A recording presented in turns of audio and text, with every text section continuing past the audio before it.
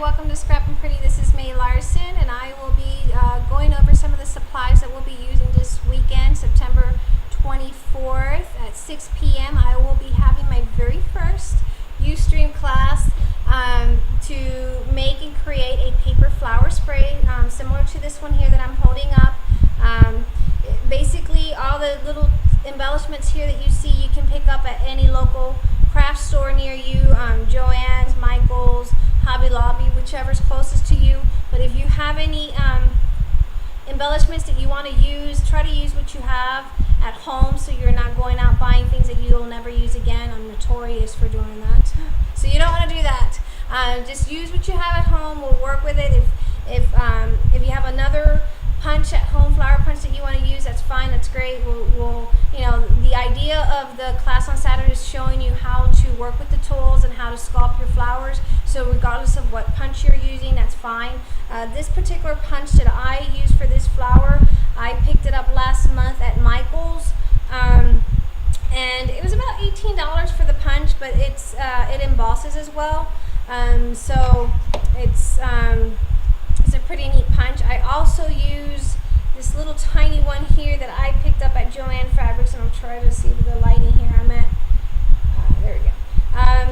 My craft room is in my garage, as you can see with my beautiful door in the back. We just moved to Texas, so I'm in the process of still trying to organize my craft room and trying to get things done. And you can also see my treadmill back there, but you work with what you have, and I'm very thankful for what I have, and God's been great, so use what you have. But again, another tool that I recommend that you get is a good pair of cutting scissors. These here are Stampin' Up scissors. I also use two different types of glue. I use hot glue, and I also use a Scotch quick dry adhesive. The reason I use hot glue is because of the feathers and the birds and any butterflies or embellishment like that. You want something that'll dry up really fast.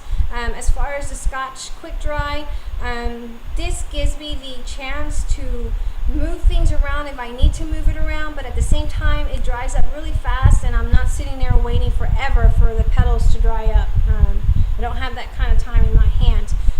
Also, I use a McGill's moldy mat. If you don't have this, that's fine. If you can't find it at your nearest hobby store, that's great. You can also use a typical or regular mouse pad. That works just as great. I use that for the longest time as well, so there's no problem with that.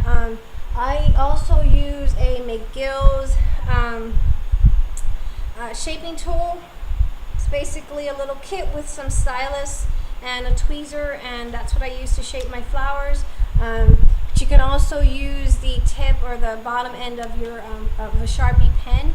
So try to work with what you have at home instead of going out buying all these tools that you're never going to use again. So if you're not going to use it again, I don't recommend that you invest in these. But if you think you're going to use these, that's fine. Here's another flower that I created. Using again feathers. I love the feathers and I love the beads, and I use that small little punch bunch that I showed you earlier that I got at Joann, and this is basically a little lily, and each little petal is punched out individually and glued on.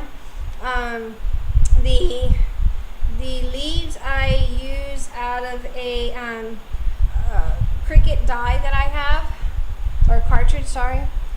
This one is a punch, the Tim Holtz tattered flower punch, and this is using grunge paper.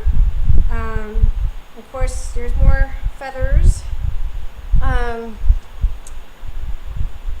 Here's another flower that I made. It's a little rose, and it almost looks like it's burnt, but I made it to look that way because I wanted like an aged effect to it, and I used the Tim Holtz distressing ink. I love using that on my flowers or any of my projects because it holds really well. It doesn't smudge. It dries really fast as well.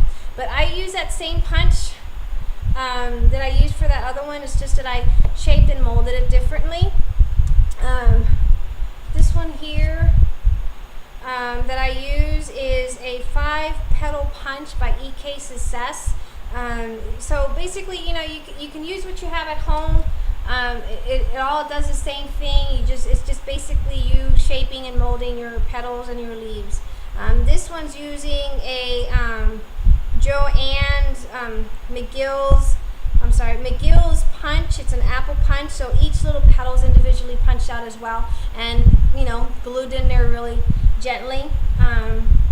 I don't like to use cheap paper for my flowers, so try to find paper that works for you. I like Stampin' Up's paper because of the quality of the paper, but I also like Paper Studio.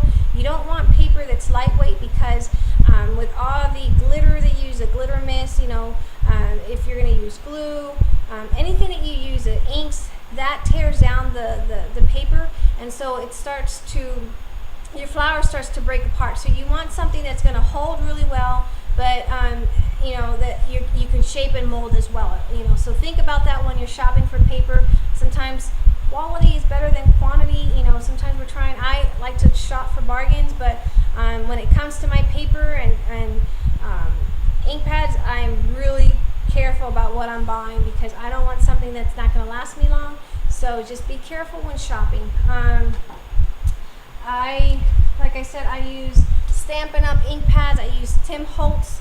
You can also use designer paper when creating your flowers. I prefer die cut with a view only because of again, quality of the paper is a lot better than the other papers that I've experimented with. I use different types of punches. This is the EK 5-petal punch, but Cricut has some cartridges for punches, that you can use as well. So, when out there shopping, and consider your 40% discounts that you might get at Michael's or Hobby Lobby or any of the craft stores. Try to use that as much as you can. If you have any questions, you can email me. Again, it's going to be this Saturday, September 24th at 6 p.m. I'm at Leander, Texas, so it's Central Standard Time. I'm not sure what area you're going to be plugging in on, but just be cautious about the time. It's 6 o'clock Standard Time. It's going to be recorded, so you can always go back and listen to the recordings. If you have any questions, feel free to stop by my blog at www.scrapandpretty.blogspot.com. That's www.scrapandpretty@blogspot.com. You can email me also at scrappin.pretty@yahoo.com, and I'll be happy to answer any of your questions. Keep in mind that on Saturday, October 1st, we'll also do another project, maybe doing an album. I know that Christmas is around the corner, so I also want to throw some ornaments that that we might want to make for our Christmas tree. Try to keep some of the costs down, with things that are going on. Maybe creating our own ornaments. So that's something else that we'll be working on here in the near future. Again, if you have any questions, feel free to email me, and I hope to see you this Saturday, September 24th at 6 p.m. Central Time. Thank you.